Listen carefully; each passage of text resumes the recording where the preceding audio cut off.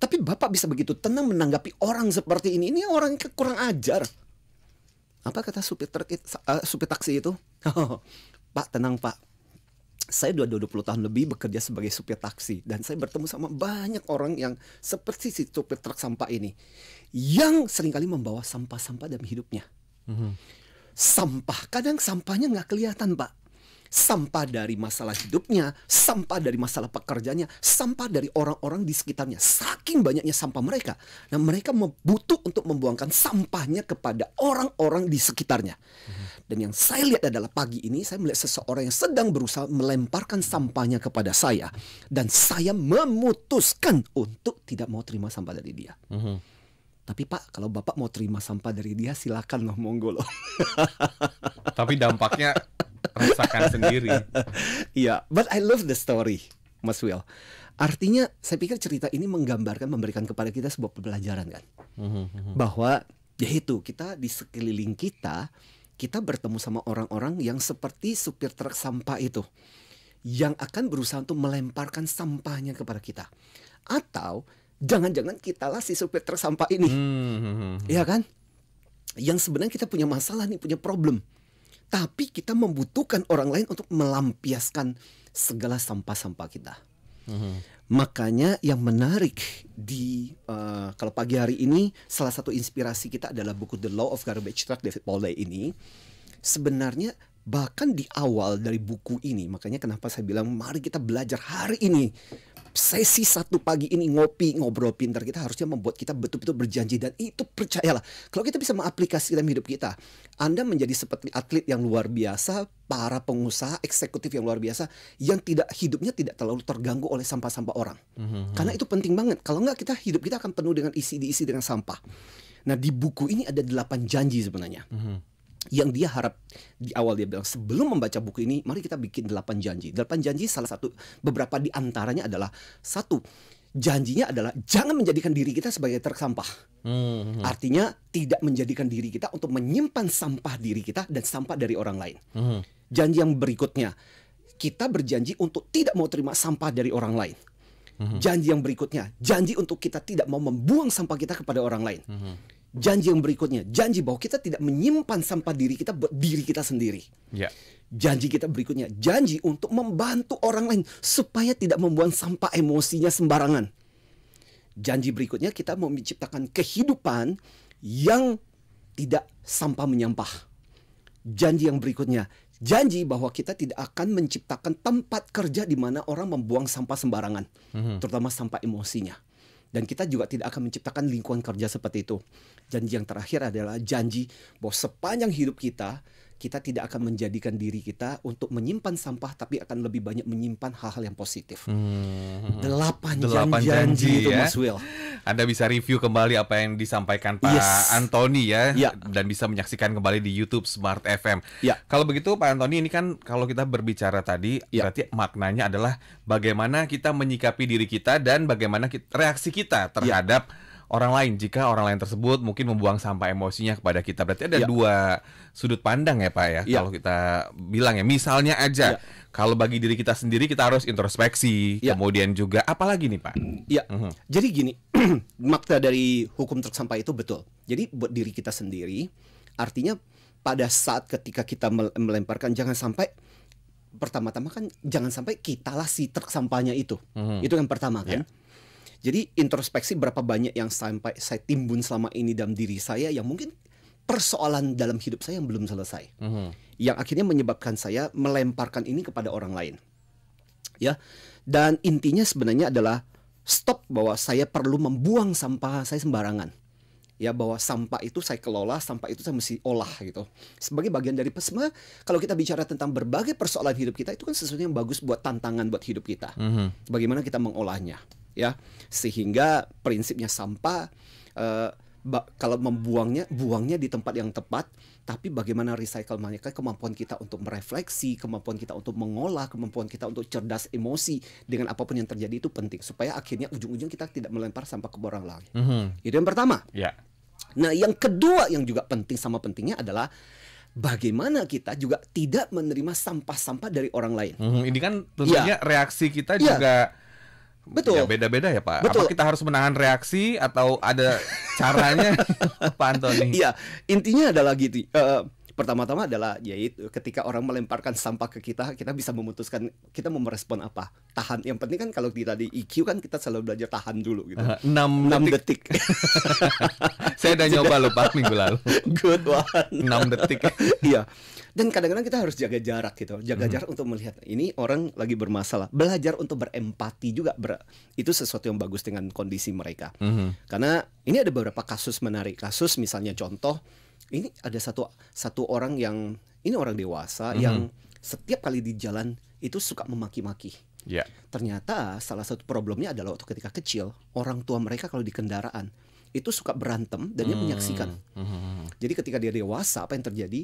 Apa yang dilakukan orang tua itu seringkali kemudian diulang-ulang. Jadi seringkali jadi tantangan buat kita adalah orang yang seperti itu adalah kadang orang yang perlu dikasihani. Ada manajer yang ketika meeting sesuatu yang nggak beres, itu segala sesuatu yang ada di ruang meeting, di meja meeting, itu bisa terlempar kemana-mana. Tapi semua orang tahu bahwa si manajer ini memang lagi punya problem beban berat dengan keluarganya, anaknya itu cacat, anaknya bermasalah gitu. So itu jadi beban tersendiri buat dia, ya toh. Jadi akhirnya kemudian melihat orang-orang yang melemparkan sampahnya kepada kita, kadang kita belajar untuk berempati. Mungkin orang ini lagi bermasalah, si waras ngalah. Ya, kita yang lebih waras mencoba untuk mengalah untuk orang-orang seperti itu. Nah, itu adalah bagian yang kita bisa sikapi gitu. Bagaimana kita belajar meladeni orang-orang seperti itu, ya. Atau kalaupun kita ladeni dengan cara yang berbeda gitu. Gimana caranya, Pak? Nah, ini penting makanya.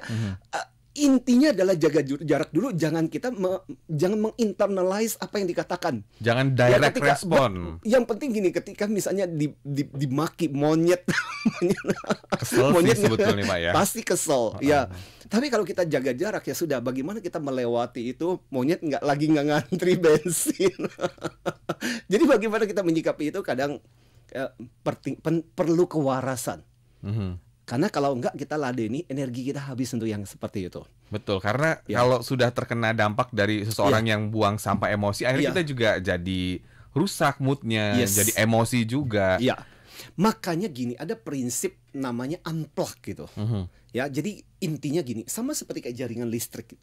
Ya, jaringan listrik itu kan segala sesuatu, mesin dan sebagainya ketika plug di dalam listrik itu kan dia dapat energi dari listrik itu untuk menggerakkan. Nah, hidup kita sama. Anda memplug dirimu, nyambungnya sama energi yang seperti apa. Nah, ketika kita meladeni orang-orang yang melemparkan sampah emosinya, kita berarti plug diri kita dengan energi seperti itu. Bukan berarti saya kemudian lantas, akhirnya Pak, ini kan kesannya kayak kita ngalah. Orang ini nanti kebangetan orang ini. Iya, itu adalah bagian dari keputusan kita. Kalau kita bisa melakukan sesuatu. Tapi artinya gini loh, apapun responnya kita, apapun sikap kita kepada orang-orang seperti itu yang berusaha, hal yang terpenting adalah kita bisa membuat keputusan untuk tidak terpengaruh oleh orang itu dan untuk tidak menerima sampah-sampah seperti itu sehingga tidak mengganggu hidup kita. Terutama yang paling penting itu di jalan sebenarnya. Kenal kagak, nggak tahu urusannya apa, tiba-tiba sepanjang hari mood kita buruk hanya gara-gara karena kita menyimpan emosi, dia kan konyol banget gitu. Nah, ini yang kadang-kadang seperti kata Mas Will, saya tidak mengatakan itu gampang, tapi itu butuh kesadaran kita untuk secara cerdas mengelola seperti Perlu latihan nggak sih Pak? Iya, saya merasa bahwa ini adalah bagian dari pembiasan sih Mas Will. Pembiasan kita setiap hari. Makanya paling penting seperti kayak pagi hari inilah. Saya mengatakan, saya men-sharingkan kepada para listener kita juga bukan berarti bahwa saya adalah expert dan saya ahli dalam hal itu. Kita semua manusia. Tapi buat saya adalah sebagai manusia kita bisa berproses menjadi jauh lebih cerdas. Saya dapat banyak masukan yang menarik kok. Dari yang guru yang dulu, dia guru jadul gitu. Dia bilang zaman saya dulu Pak, kalau saya ngajar awal-awal saya kesel dan sebagainya, mukul, tangan saya turun. Tapi dengan sekian lama belajar saya bilang, Pak, saya belajar capek juga yang seperti itu gitu. Anak nggak bisa, mukul belum tentu anak itu bisa. Saya rubah approach saya Pak, dan hasilnya jauh lebih baik. Dan benar juga, saya juga nggak terlalu capek Pak.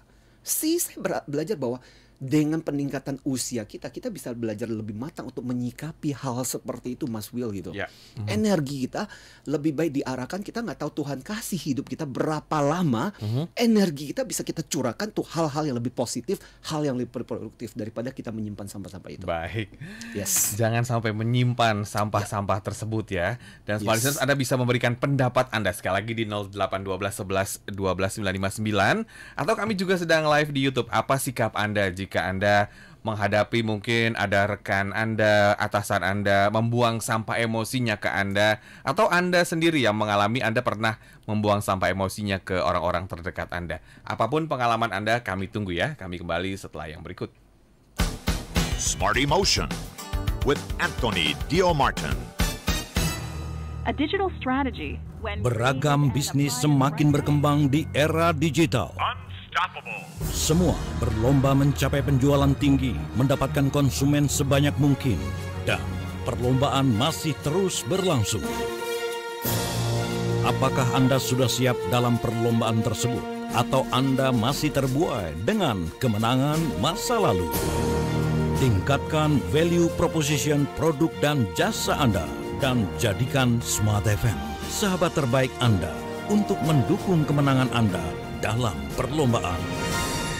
Be smart with Smart FM. Smart FM hadir di 10 kota di Indonesia: Jakarta, Yogyakarta, Surabaya, Medan, Pekanbaru, Palembang, Banjarmasin, Balikpapan, Makassar, dan Manado. Segera hubungi tim marketing Smart FM di 021 633 7783. Jadilah pemenang dengan produk dan jasa terbaik Anda. Dan pastikan Anda memilih Smart FM. Smart FM Jakarta. Business and Inspiration. Smart Listeners, kawasan The Zora yang berada di posisi strategis dan dikelilingi perumahan elit BSD City mengembangkan area komersial bernama Daikanyama, menghadirkan bangunan 3,5 lantai dan ruang terbuka yang ada di setiap lantainya, dengan tetap mengedepankan high-tech, high-spec, dan high-quality.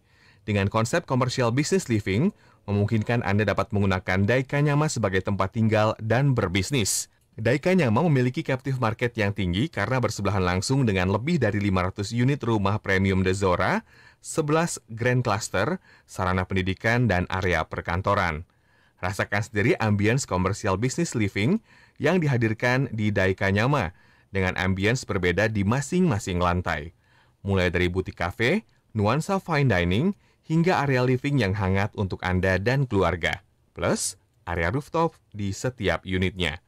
Mari kunjungi Daikanyama dan nikmati Daikanyama Pet Expo di The Zora BSD City mulai 6 Agustus sampai 4 September 2022.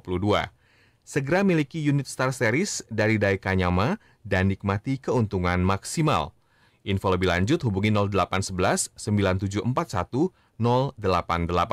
Kami ulangi di 0811 9741 088 atau follow Instagram @thezorabsd.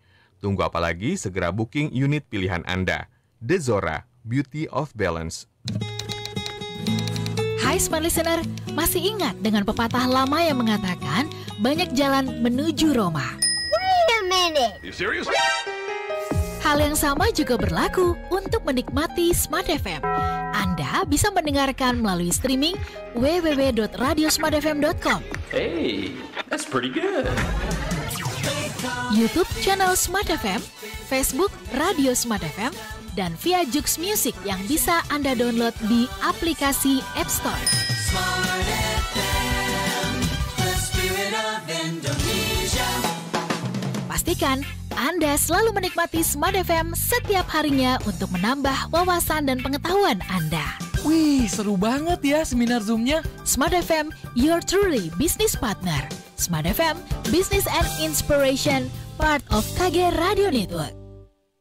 Smart FM, the spirit of Indonesia. Smart Emotion with Anthony Dio Martin from HR Excellency. Terima kasih Anda masih bersama kami dalam Smart Emotion dan kita masih membahas jangan buang sampah emosimu sembarangan ya. Jangan karena walaupun ada masalah apapun jangan sampai orang lain terdampak ya Pak ya. Iya. Dan sumber sampah itu ternyata banyak ya Pak, ada dari masa lalu, kemudian juga mungkin yang saat ini kita hadapi juga bisa. Yes, betul. Jadi kalau kita bicara tentang sumber sampah ini dari mana, yang mesti kita aware adalah sumber masalah ini bisa terutama seperti tadi, betul. Jadi pertama-tama bisa jadi kejadian pengalaman kita di masa lalu itu bisa menyimpan. Karena kan problem yang nggak beres, kemudian nggak terselesaikan. Jadi seperti istilah kalau kita itu unfinished business gitu, sesuatu yang belum terselesaikan. Itu akan terus menerus kita simpan dan kemudian itu akan jadi masalah. Ya, karena bertumpuk-tumpuk. Dan yang menarik adalah ini satu penelitian yang menarik yang pernah dilakukan oleh namanya Susan Folkman dan Richard Lazarus. Jadi dia bilang begini, justru yang lebih berbahaya sebenarnya adalah hal yang kejadian, yang kecil-kecil, yang meremeh-temeh, yang mengganggu, tapi kemudian terakumulasi. Itu kadang-kadang bisa jauh lebih menghabiskan energi kita daripada kejadian besar yang tiba-tiba terjadi. Nah, ini membawa kita kepada sampah kedua yang yaitu, kalau tadi adalah sampah masa lalu, sampah yang kedua adalah sampah kejadian hal-hal remeh-temeh. Makanya termasuk hal yang sangat penting untuk kita pahami ketika kita menerima sampah, lemparan sampah dari orang lain, kemudian kita merespon, menanggapi. Nah, itu juga sebuah hal yang akhirnya itu bisa menjadi tumpukan. Makanya keputusan sangat penting pada pagi hari ini dan hari-hari berikutnya adalah ketika kita dengan sadar waktu ketika kita hidup kita lagi tenang, santai, tiba-tiba dapat lemparan emosi dari orang lain padahal kita merasa itu bukan salah kita, bukan kesalahan kita, orang ini juga nggak kenal dan sebagainya. Mungkin dia punya masalah hanya karena sedikit kesalahan atau problem dilemparkan. Bagaimana kita dengan penuh kesadaran, dengan kewarasan kita memutuskan, oke, itu masalahmu, itu sampahmu, jangan lempar ke saya. Oke, tapi saya memutuskan saya tidak menerima sampah itu. Berarti kita yang mengambil keputusan ya. Betul. Ini dibutuhkan sikap yang bijak dan mungkin juga perlu latihan-latihan ya Pak Antoni ya. Dan tentunya kita juga harus waspada karena memang sampah emosi ini memang ada di sekeliling kita. Betul. Dan memang tadi kalau kita nggak waspada ya bagaimana kita bisa menghadapi ini. Jadi sampah itu bisa misalnya ketidaksuksesan di masa lalu, nggak selesai. Jadi dia perlu kambing hitam untuk melemparkan sampahnya. Atau misalnya sampah dari ketidakpuasan hidupnya dengan pasangan, dengan anak, dengan apapun dan sebagainya. Itu kan jadi sampah ketika orang ini nggak berdamai. Makanya kadang-kadang ada orang kan kita nggak kenal. Setiap orang itu kan berbeda-beda. Ada yang hidupnya tuntas, ada hidupnya nggak tuntas.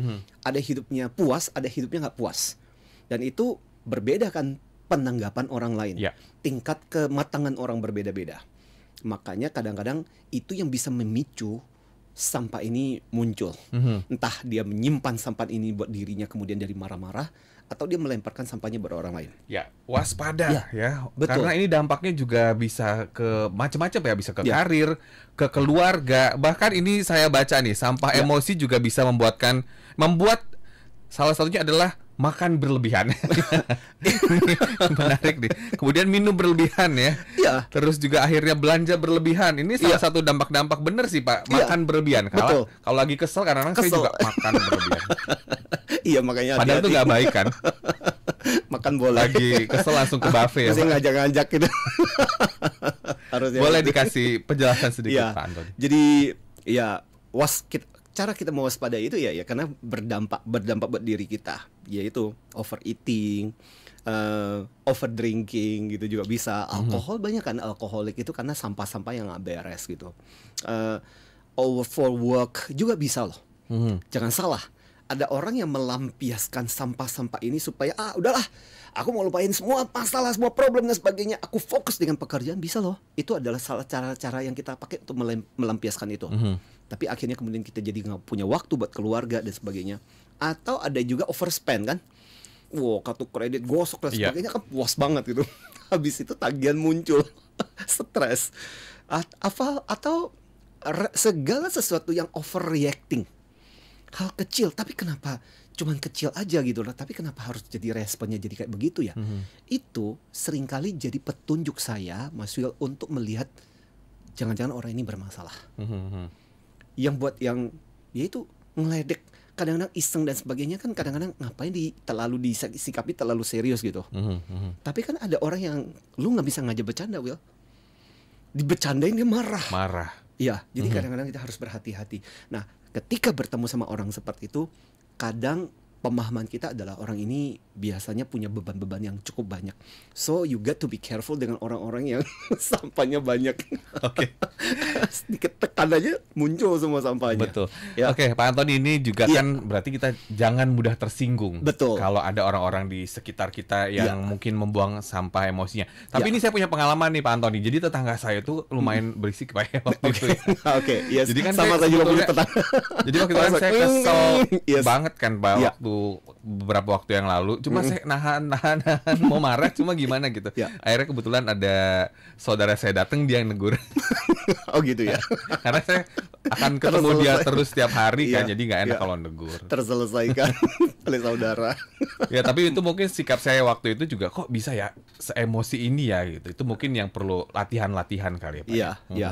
Nah kadang-kadang pemahaman seperti itu. Jadi ada hal, nanti kita akan bicara, ada hal yang bisa kita ubah, yang mesti kita respon, karena itu penting untuk menanggapi orang-orang seperti itu supaya jangan keterusan, bahwa kita nggak nyaman, masing-masing punya problem. Nah ada orang yang memang perlu disikapi secara tegas. Makanya kalau di EQ kita mengatakan nggak salah kok kita marah pada orang itu untuk memberikan pelajaran, tapi kita lakukan itu dengan sadar itu, bukan karena kita ikut-ikutan melampiaskan, bukan seperti itu, tapi kemudian kita menyikapi tegas. Tapi ada saatnya ketika kita mengatakan udah, saya nggak perlu menanggapi seperti ini, saya betul-betul membuat keputusan itu. Apalagi yang nggak kenal tadi Pak, yang di jalan atau di mana itu, ya udah gitu. Dan keputusan ini mesti ikhlas gitu. Sehingga kita nggak keterusan. Ada kisah yang menarik sebenarnya. Ini sebuah contoh yang menarik gitu. Jadi ini kakeknya, jadi istrinya sudah meninggal. Jadi kakek tua ini, jadi harus dirawat oleh anaknya. Jadi kan anaknya ini seorang ibu, berarti panggil dia bapak gitu. Dan dia punya cucu lagi gitu. Kena stroke sampai 4 kali. Tadinya si kakek ini adalah orang yang sangat nice, sangat baik. Sejak kena stroke yang keempat, hidupnya berubah.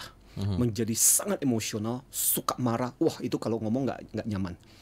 Terus akhirnya dibawa pulanglah ke rumah si ibu ini, kan berusaha untuk ya menunjukkan bakti kepada ayahnya gitu.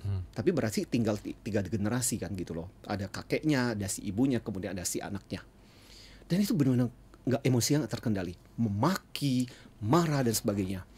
Sampai satu hari si cucunya itu jauh lebih matang gitu, melihat ibunya itu nangis di rumah di meja makan gitu. Jadi dia nanya gitu, kenapa gitu? Dia bilang, saya nggak tahan lagi dengan kakak, saya udah berusaha, tidak akan pernah ditanggapi.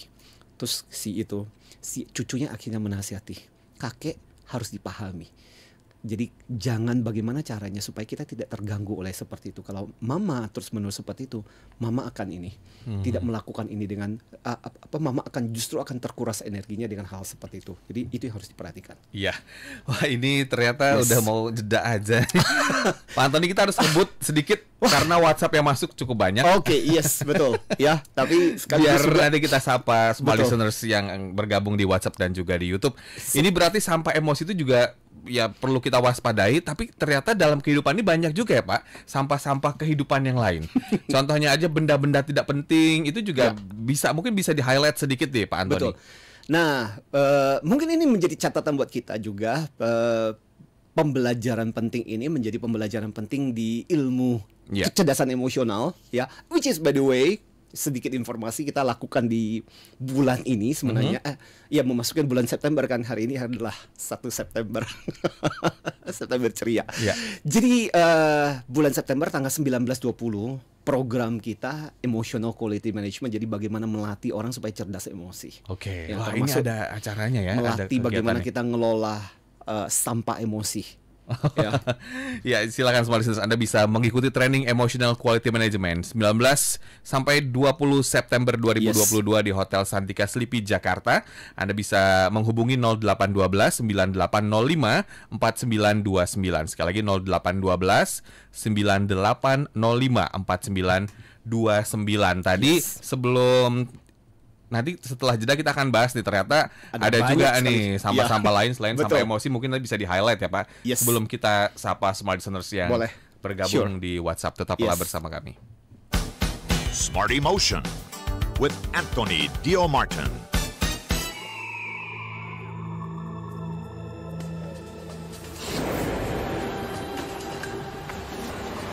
Indonesia adalah tentang saya dan Anda. Indonesia adalah kita.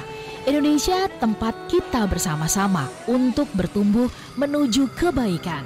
Smart FM hadir di 10 kota di Indonesia: Jakarta, Yogyakarta, Surabaya, Medan, Palembang, Pekanbaru, Banjarmasin, Balikpapan, Makassar, dan juga Manado. Menghadirkan Indonesia Sepekan, program perbincangan yang menghadirkan berbagai topik sosial, ekonomi, bisnis, hukum, pariwisata yang bisa membangkitkan semangat untuk membangun masing-masing tempat kita.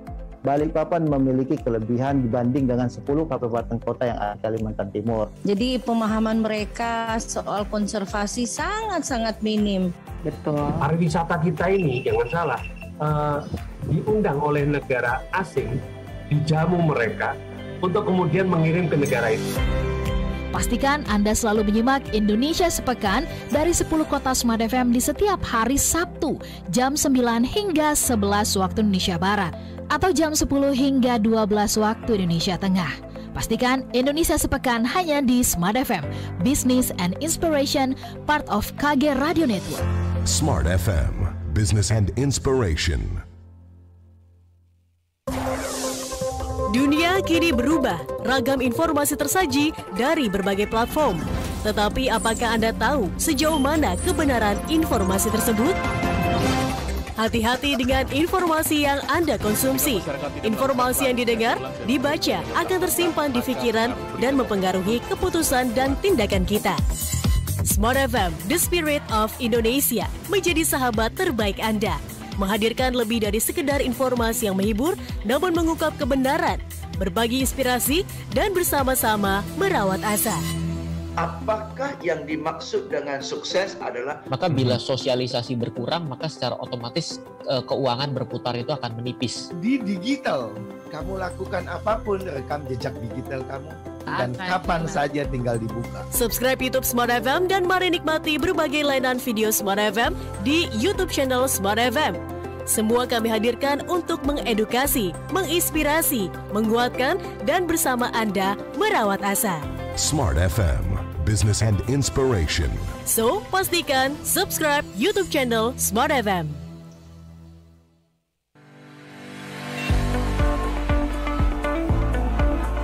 Hai Smart Listener, kabar gembira untuk Anda semuanya. Sekarang mendengarkan Smart FM sangat mudah. Knowledge, business information.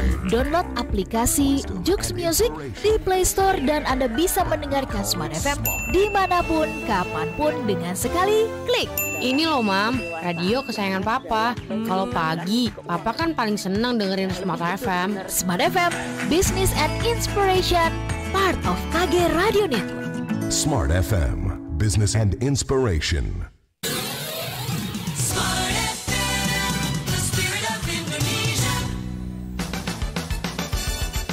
Smart Emotion with Anthony Dio Martin from HR Excellency. Terima kasih masih bersama kami dalam Smart Emotion dan kita masih membahas tentang jangan buang sampah emosimu sembarangan. Betul. Ya. Ini nggak kerasa loh kalau ngobrol sama Pak Antoni nemu jam 8 aja. Pak Antoni, ini saya agak cepat sedikit nih Pak. Makanya banyak hal yang kita mau sharing. Betul, ternyata selain sampah emosi, ada sampah-sampah yang lain dalam kehidupan kita. Mungkin bisa di-highlight sedikit nih Pak. Iya. Jadi sampah dalam kehidupan kita itu bukan cuma sampah emosi, bisa juga sampah-sampah yang sifatnya yaitu benda-benda yang sebenarnya nggak penting lagi dalam kehidupanmu, yang sebenarnya mengganggu. Sampahnya barangnya mantan masih disimpan, lihat tapi marah. Oh itu yang berpengaruh ke emosi apa ya? Itu berpengaruh banget sama emosi. Ngapain disimpan gitu? Atau barang-barang yang udah zaman dulu nggak kepake itu masuk enggak ya Pak? Nah itu kan ya itu clutter. Jadi akhirnya kemudian kan ada ya pernah di kalau nggak salah National Geographic atau apa yang isinya otak holder, orang yang menyimpan sampai rumahnya penuh dengan sampah karena berpikir aku akan pakai ini, aku akan pakai ini, aku akan pakai ini. Padahal seumur hidup nggak pernah dipakai gitu. Belajar untuk get rid of barang-barang seperti itu. Saya belajar gitu loh. Dan bener loh, dengan berjalannya usia akhirnya kita belajar. Mungkin waktu ketika muda, kayaknya kita butuh ini, kayak kita butuh ini. Dengan berjalannya usia, ini kapan barang ini bakal gue pakai ya? Jadi ada beberapa ya udahlah belajar untuk hibahkan ke orang, kasih ke orang kalau nggak butuh dan sebagainya. Belajar untuk hal-hal seperti itu. Iya. Ya, jadi hidup kita benar-benar yang main penting buat kehidupan kita. Itu yang pertama. Bisa juga sampah-sampah isinya zat-zat yang yaitu sampah yang tidak berguna kemudian kita masukkan terus-menerus dalam tubuh kita. Hati-hati. Makanan. Iya, makanan. Be careful gitu. Ya, kemudian sampah dari itu relasi sosial kita, dari orang-orang yang negatif yang tiap hari seperti itu. Kadang-kadang kita seperti yang saya bilang, makanya tips kita pagi hari ini termasuk salah satunya adalah belajar untuk unplug gitu, kayak gini. Misalnya ini kan mic-nya kita, itu kan karena terplug gitu loh, karena terhubung. Nah kadang-kadang kita harus belajar untuk tidak menghubung, unplug ya, cabut plug gitu. Dengan orang-orang yang kita merasa bahwa ini kenapa negatif terus-menerus ya. Kita tahu dia punya masalah dan dia berusaha untuk menjadikan diri kita sebagai bagian dari partner untuk sharing dari masalah ini. Dan akhirnya kemudian kita ikut menyimpan terlalu banyak masalah. Bukan berarti kita nggak peduli gitu. Tapi kadang-kadang kita harus tahu batasannya dan tegas. Nah sampah dari masa lalu kita, sampah pikiran kita juga bisa yang terus-menerus kita, yaitu mungkin tadi pagi kejadian apa di jalan, tapi kita terus-menerus nyimpan dan sebagainya. Kita harus putus stop gitu. Stop. Udah, ini udah lewat kejadiannya, peristiwanya udah berlalu, aku udah nggak bisa ngapa-ngapain.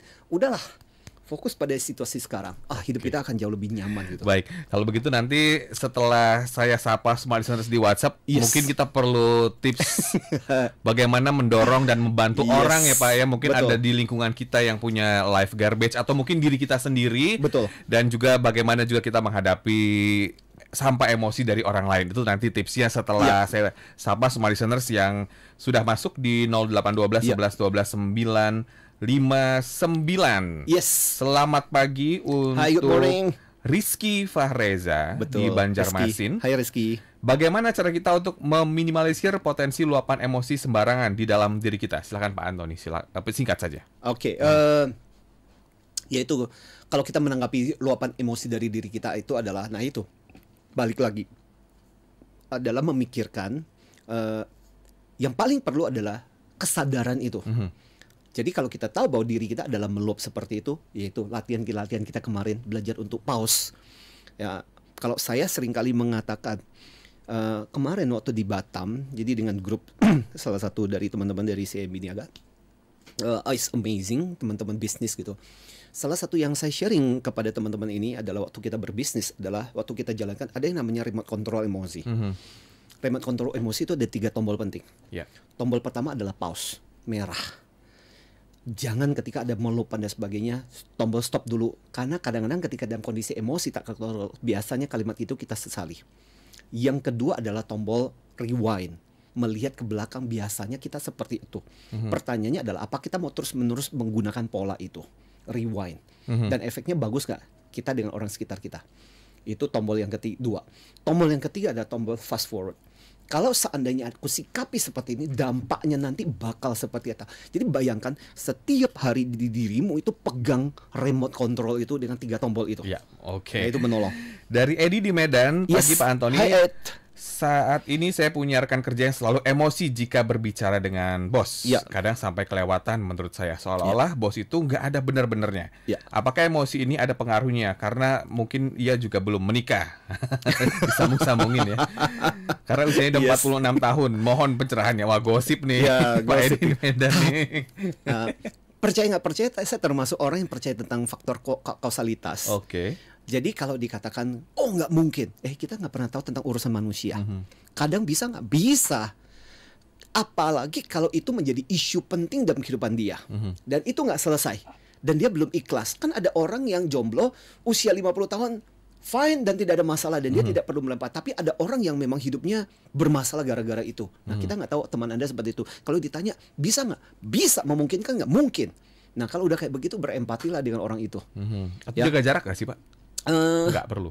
Ya nggak perlu menjaga jarak sih. Cuman kalau kita cukup dekat, fokus, nggak usah mempermasalahkan masalah jomblo karena mungkin itu sensitif. Ya, tapi kita bisa menunjukkan, lu tahu nggak sih, lu cenderung responnya seperti itu. Kalau perlu, ambil HP, di foto tuh, ya, responnya orang seperti itu seperti apa. Jadi dia tahu, iya ternyata gue nyinyiran banget ya. Lu baru tahu. Ini loh sikap lu kalau biasanya kalau ngomongin tentang bos dan sebagainya kadang-kadang menolong. Ya. Ibnu Rini, selamat pagi Ibu Ibnu ya. Hai. Saya ampuni saja Pak Antoni, biarlah semua kembali kepada yang melempar. Berkati supaya dia bahagia sehingga tidak nyampah. Wah, amin. Keren ya. Iya, amin. Kemudian juga, selamat pagi juga Bapak Endang. Hai Pak Endang. Bagaimana tips itu memilah sampah emosi dan sekaligus bagaimana sikap kita jika menghadapi tumpahan sampah emosi? Ini juga mungkin sekaligus menjawab ya di sesi akhir. Betul. Mungkin bagaimana juga tipsnya kepada smart listener, silakan Pak. Kita punya 5 menit terakhir, smart listener. Jadi, so the question is, how about kalau kita dapat orang-orang yang ketemu sama orang-orang yang berusaha untuk melemparkan sampahnya sembarangan di rumah. Ya, dengan orang tercinta kita tahu bahwa dia lagi punya problem, lagi stres dan pekerjaan dan sebagainya, atau di tempat kerja. Jadi yang pertama-tama adalah yaitu ajak dia untuk melihat perilaku dia, ya, kasih tahu, tapi jangan menjudge karena biasanya orang seperti itu dalam kondisi yang sangat sensitif. Jadi ngomongnya mesti baik-baik, ngomongnya mesti halus, tunjukkan aja fokus kepada perilakunya. Kamu tahu nggak, kamu dengan anak itu seperti ini loh. Yang kamu lakukan dengan anak itu seperti ini, gini-gini, tanpa menjudge. Jangan menjudge kamu itu orang tua yang tidak bertanggung. No, itu mereka akan semakin sengit. Jadi itu hal yang pertama, ya. Dan kalau perlu minta dia untuk melihat semua inti permasalahan dia yang sesungguhnya apa sih. Kalau bisa minta dia untuk sharing. Kalau itu teman kerja, sharing dong sebenarnya lu kenapa sih, apa yang terjadi. Nah kadang-kadang biasanya orang seperti ini tahu sebenarnya sumber permasalahan yang sesungguhnya apa. Nah, kalau bisa ajak dia fokus pada problem dia yang utama. Jadi bahwa gara-gara seperti itu makanya kenapa kemudian yang terjadi adalah berlarut-larut kemana-mana dan dilemparkan kepada semua orang, ya. Nah, kalau ada waktu kita bisa membantu dia. Seperti tadi salah satu janji kita adalah janji membantu orang tidak membuang sampahnya sembarangan. Jadi kita belajar dia untuk stop. Ya udah kalau gitu masalahmu nggak usah kamu ngomong ini ke situ dan sebagainya, fokus aja ke situ kepada permasalahan utama. Jadi dengan demikian kita mengajari dia untuk menyelesaikan problem dia. Dan ya kalau seandainya masalah itu memang sangat berat dan ternyata itu problem pribadi, mungkin kita bisa membantu dia dengan ketemu sama psikolog, ketemu sama konselor, ketemu sama psikiater gitu untuk membantu dia. Jadi seperti yang dikatakan tadi, beberapa hal juga membantu kayak untuk diri kita. Jadi paling nggak ada 3. Ya, saya percaya doa itu kadang-kadang bisa membantu kita untuk mengolah. Itu adalah bagian cara kita untuk mengolah sampah kita. Yang kedua adalah kalau nggak bisa diolah, kadang-kadang dengan psikoterapi, ketemu konseling, minta coach dan sebagainya, itu kadang-kadang orang lain kadang-kadang bisa memberikan perspektif yang berbeda untuk mengolah. Atau yaitu kita sendiri bisa yaitu melampiaskan dengan berbagai aktivitas yang lebih positif. Kalau teknik simpelnya Pak, singkat saja yang mungkin bisa langsung dipraktekkan. Yang paling gampang adalah kalau di stress management itu ada 3A, ya. Avoid, alter, sama accept. Jadi pertama-tama adalah hindari orang-orang yang membuang sampah tadi. Ya, itu sampahmu, aku tidak mau terima, avoid. Bisa juga alter. Alter itu dengan mengubah. Ya. Jadi mengubah orang-orang yang dari melemparkan sampah kita, misalnya udah dibelokin aja, ngomongin yang lain, mempermasalahkan yang lain gitu, ya. Atau jadi bercanda, humor gitu. Atau belajar untuk accept. Accept itu belajar untuk menerima. Ya sudah, kita ngerti orang seperti itu, sing waras ngalah, udah terimalah kondisi dia. Ya. Pak Antoni nggak kerasa nih ya, mungkin bermanfaat sekali untuk smart listeners yang bergabung di pagi hari ini. Dan smart listeners, Anda bisa mengikuti training Emotional Quality Management 19 sampai 20 September 2022 di Hotel Santika Sleepy Jakarta. Silakan hubungi 0812 9805 4929. Saya ulangi ya, 0812 9805 4929. Terima kasih banyak Pak Antoni atas waktunya dan tentunya bermanfaat sekali untuk Smart Listeners yang mendengarkan. Anda bisa mendengarkan kembali di YouTube Smart FM ya dengan tinggal cari saja. Zona bebas tanpa emosi. Smart Listeners, demikian Smart Emotion pada kesempatan pagi hari ini. Saya William Darmawan dan saya Antoni Dio Martin. Salam antusias. You've just listened to Smart Emotion with Anthony Dio Martin from Ha Air Excellency. Brought to you by Smart FM Network.